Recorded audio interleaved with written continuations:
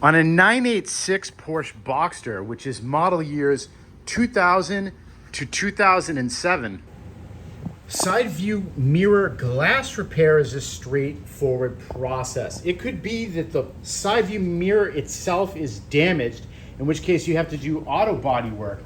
But if it's not, and it's just this glass, don't bother replace the entire side view mirror. You might not realize that you can purchase an adhesive glass stick-on in this exact shape that if this glass is cracked, you can just take a new one and just pop it right on. I'm gonna put an affiliate link in the description to buy one, and you need to make sure that you have either the driver door or the passenger door in your description in your shopping cart.